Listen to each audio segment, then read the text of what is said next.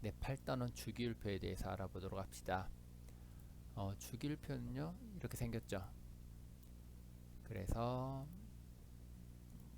주족 원소와 그리고 전이금속 이런 것들이 있다. NS1, NS2, NS2, MP1, NS2, MP2 이런 식으로 표현이 된다.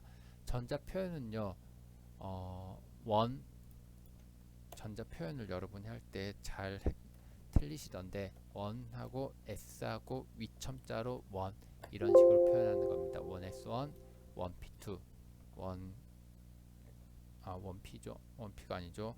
1S 위첨자 2 그리고 1S 2, 2S 아니죠. 2S 1 이런 식으로 앞에 주양자 수는 숫자로 써주고 그리고 옵탈의 종류 쓰고 그 상 위첨자로 이렇게 전자의 개수를 적어준다라는 거. 이거 아래첨자로 적는 친구들이 가끔 있는데 그건 틀린 내용입니다. 위첨자로 적으셔야지 맞는 내용이에요. 그래서 NS,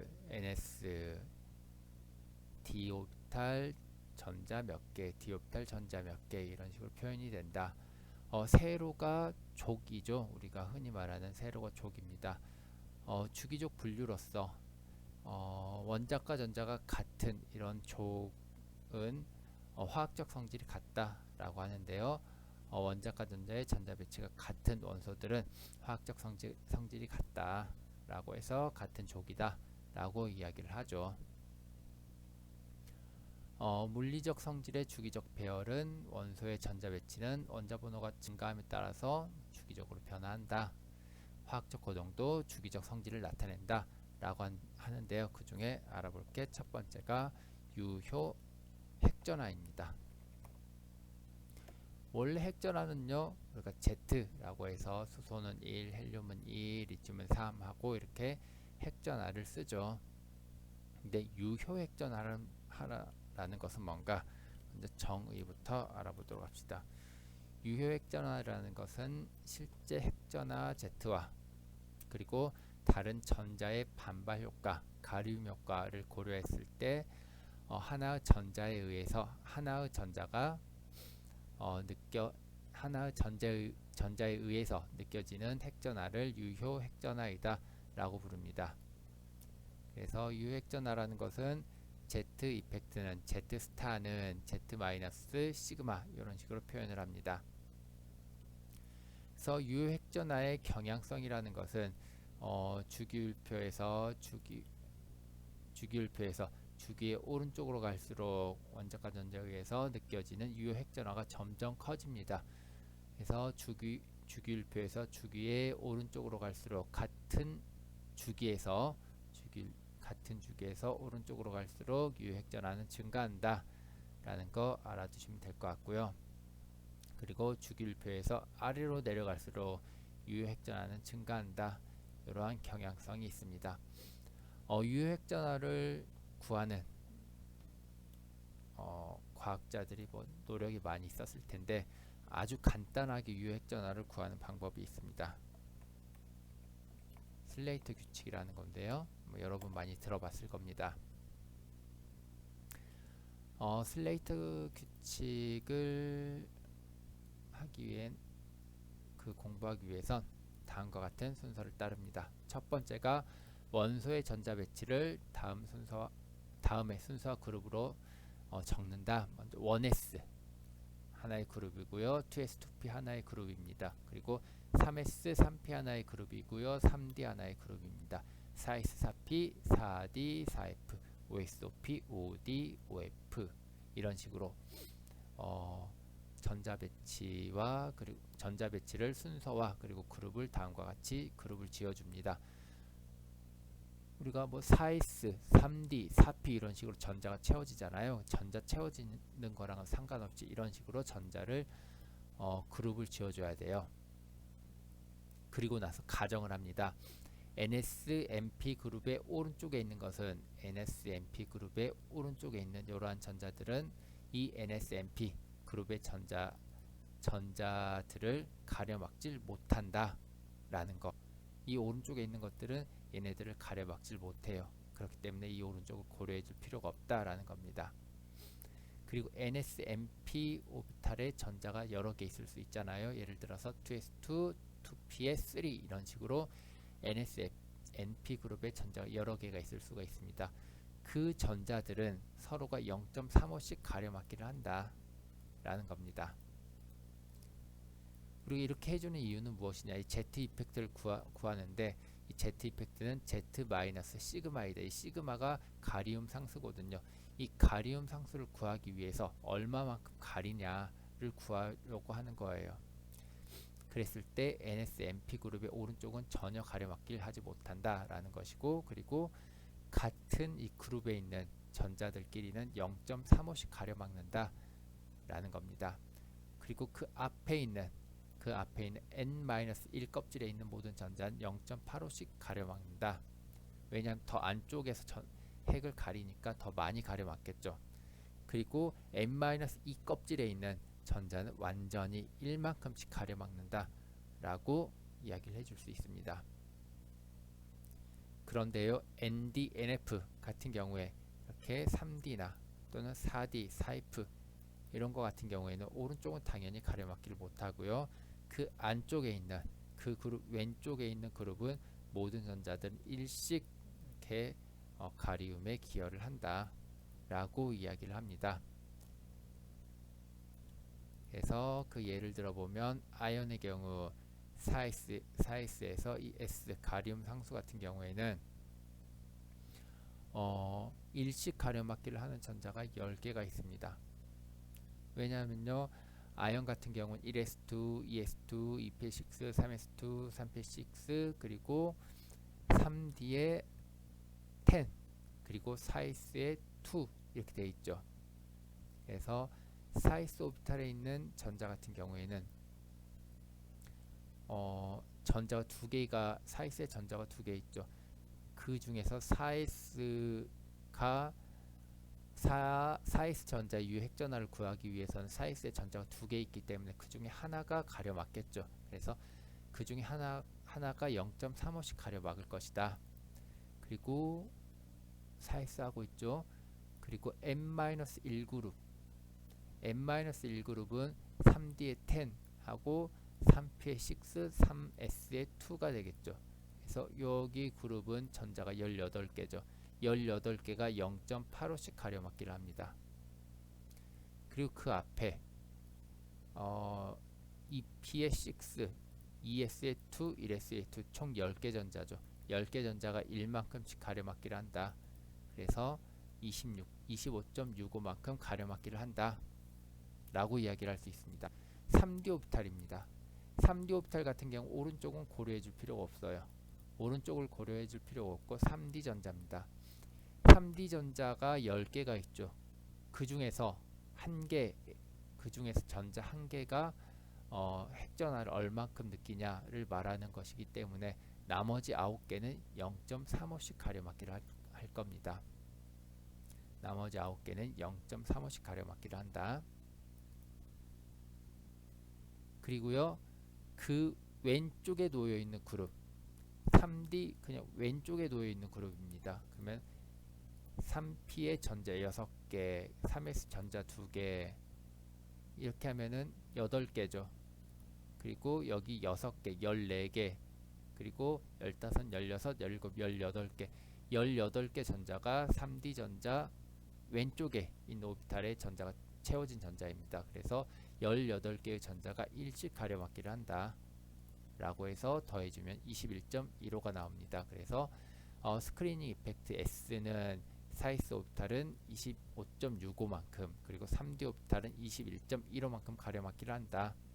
따라서 Z 이펙트는 Z 마이너스 시그마인데 이게 시그마예요. 그래서 Z에는 32죠. 그래서 30에서 25.65를 빼면 아연의 징크의 4s 오비탈에 있는 전자의 유핵전하이고 4s 오비탈에 있는 전자가 느끼는 유핵전하이고 그리고 아연의 3d 오비탈에 있는 전자가 느끼는 유핵전하는 30에서 21.15를 빼주면 그게 3d 오비탈의 전자가 느끼는 유핵전하가 되겠죠.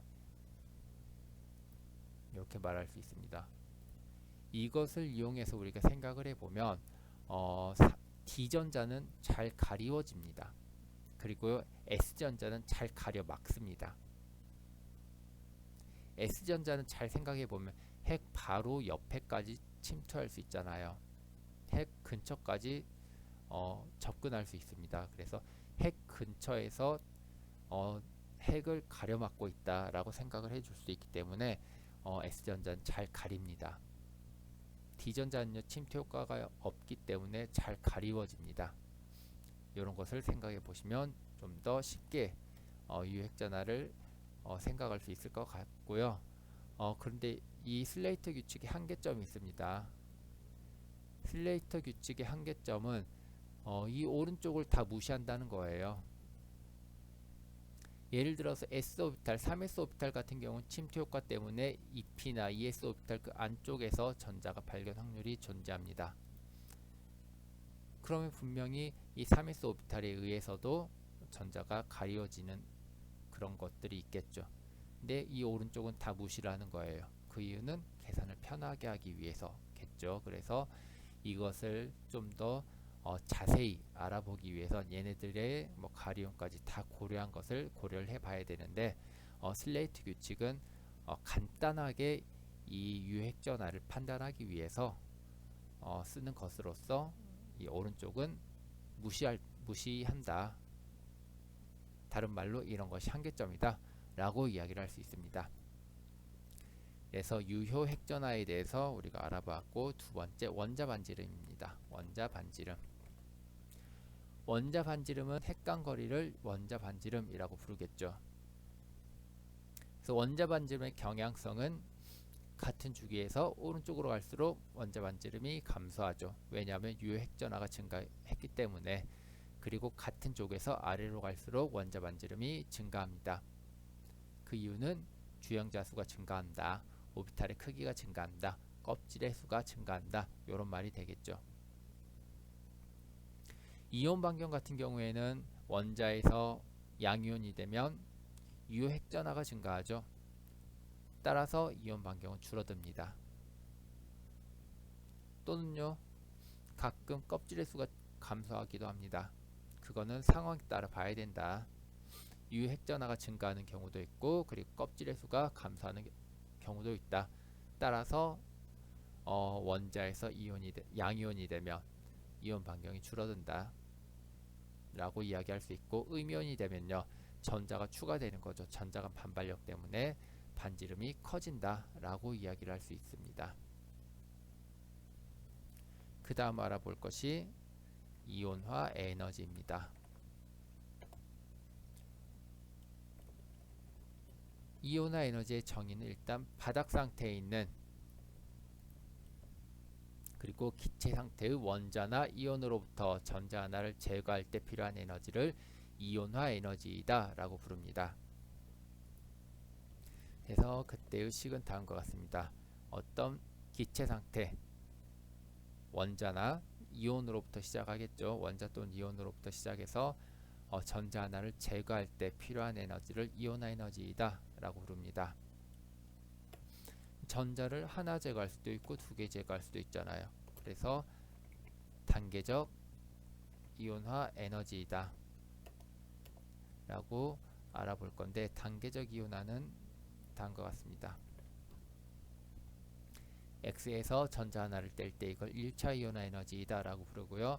1차 이제 이온이 됐습니다. 그 이온이 됐을 때 거기에서 전자 하나를 더 뗄 때 그때를 2차 이온화 에너지이다 라고 부릅니다. 일반적으로 우리는 2차 에너지가 1차 에너지보다 큽니다. 2차 이온화 에너지가 1차 이온화 에너지보다 크다. 그 이유가 뭘까? 당연히 핵전하가 증가했기 때문이죠. 이온이 되면서 핵전하가 증가했겠죠. 그래서 핵전하가 증가했기 때문이다 라고 이야기를 할 수 있습니다. 그런데요, 가끔 단계적 이온의 에너지가 급격하게 증가하는 경우가 있습니다.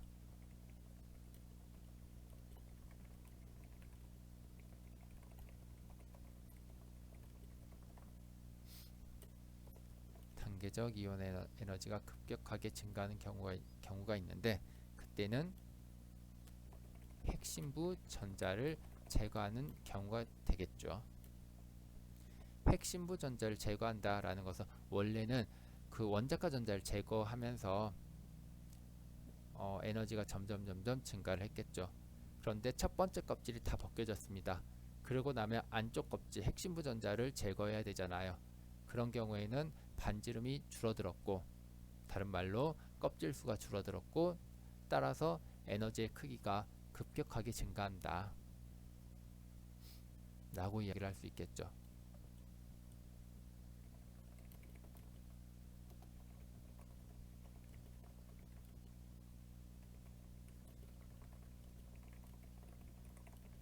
이렇게 이야기를 할 수 있습니다.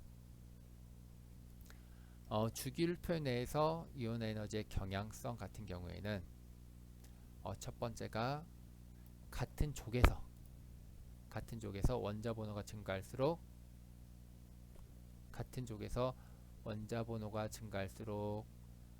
감소합니다.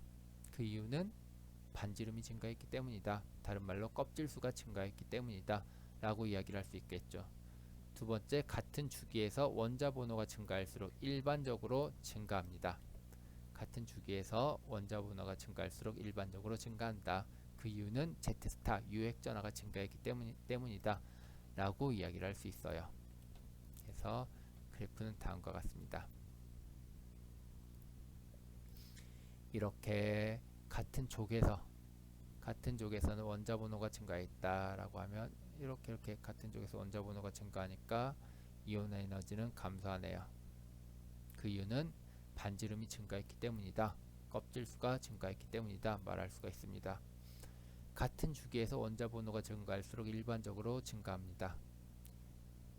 같은 주기에서 원자 번호가 증가할수록 일반적으로 증가한다. 그 이유는 유효 핵전하가 증가하기 때문이다. 유효 핵전하라는 것은 아까 이렇게 이야기했죠. 경향성은 주기에서 오른쪽으로 갈수록 유효 핵전하가 증가한다 라고 이야기를 했습니다. 그런데 보니까 이렇게 규칙성 내에 변칙이 있네요.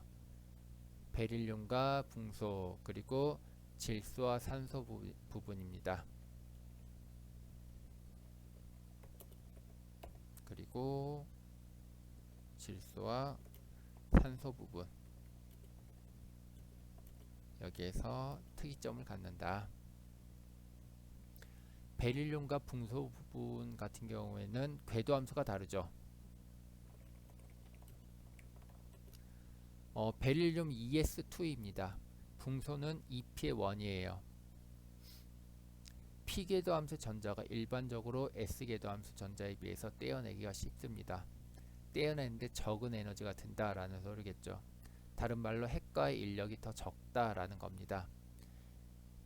다른 말로는 ES 오비탈에 있는 전자가 핵과의 인력이 더 크다라는 거죠. ES 오비탈에 있는 전자가 EP 오비탈보다 핵과의 인력이 더 큰 이유는 침투 효과 때문이다 라고 이야기할 수 있겠죠. 그래서 순서대로 와야 됩니다. 그냥 침투 효과 때문이다 이거 하나만 쓰면 틀립니다. 먼저 베릴륨은 ES 오비탈에서 전자를 떼어낸다.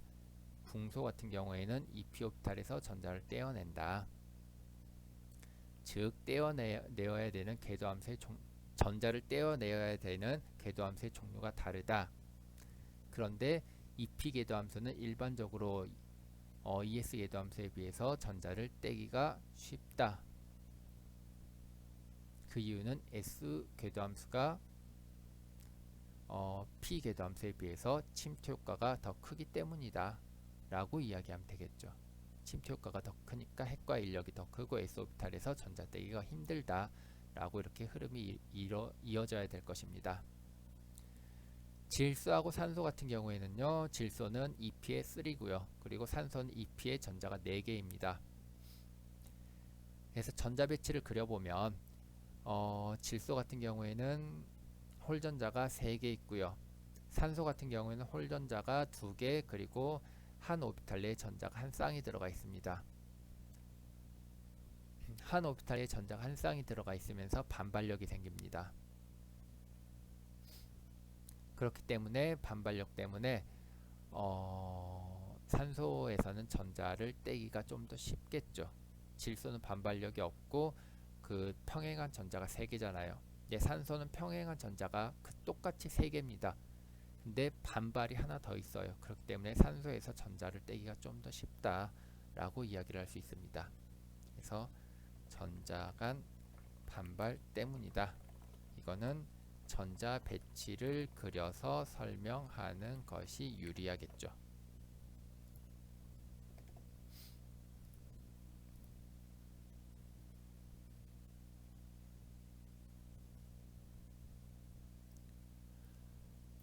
뭐 이거 요렇게 알루미늄 같은 경우 1차 이온화 에너지, 2차 이온화 에너지, 3차 이온화 에너지, 그리고 4차 이온화 에너지가 급격하게 증가한다. 이렇게 갑자기 이온화 에너지가, 단계적 이온화 에너지가 급격하게 증가하는 이유는 무엇인가?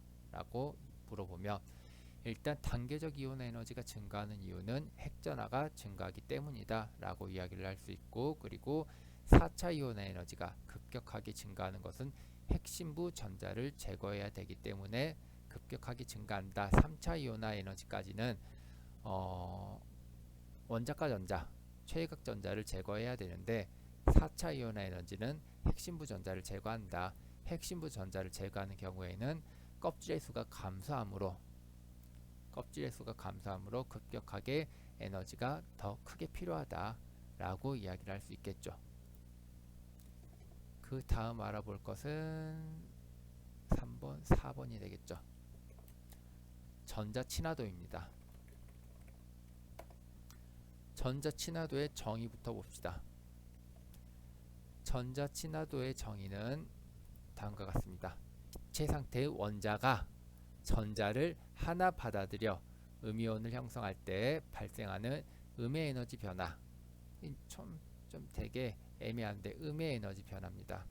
이렇게 기체 상태의 원자가 전자를 하나 받아들여 음이온을 형성할 때 발생하는 음의 에너지 변화를 전자 친화도라고 부릅니다. 그래서요, 식은 다음과 같습니다. 어떤 물질 기체 상태에서 전자 하나를 받아들여서 음이온이 될 때 발생하는 음의 에너지 변화를 말한다. 그래서 이렇게 되면 발열 반응이면 플러스 값이 나오겠죠. 전자 친화도가 양의 값으로 더 크면 클수록 전자를 더 잘 받아들입니다. 주기율표에서 일반적인 경향성을 보면 일반적으로 정기음 성도가 크면 전자 친화도가 증가합니다. 그리고요, 일반적으로 같은 주기 내에서 오른쪽으로 갈수록 전자 친화도가 증가하고, 그리고 같은 쪽에서 아래로 내려갈수록 정기음 성도가 감소합니다. 이렇게요.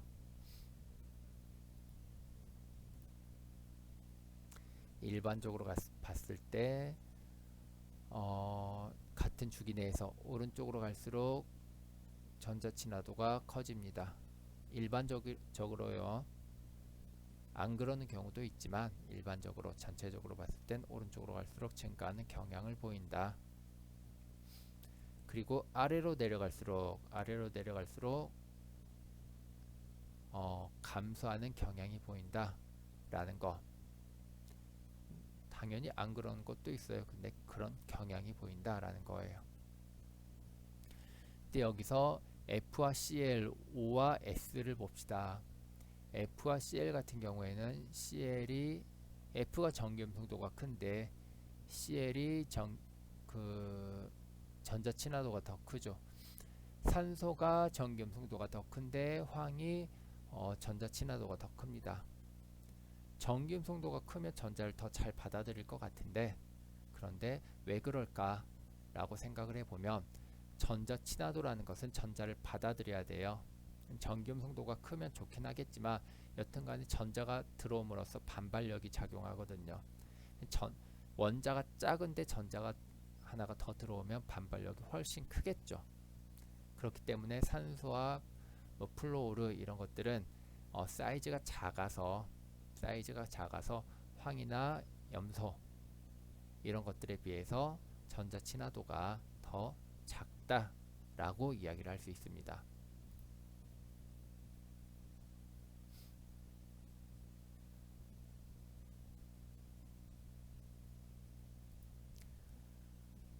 그럼 여기서 좀 전에 전기음 송도에 대해서 이야기를 했는데 전기음 송도란 무엇인가?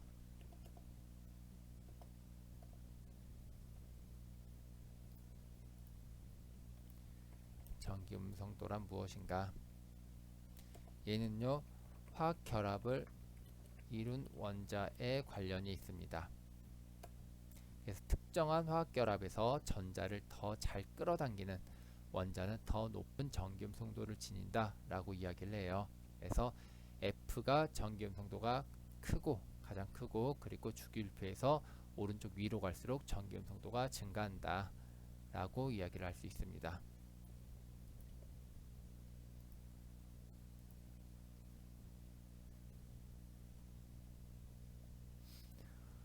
이 정도 하면은 우리가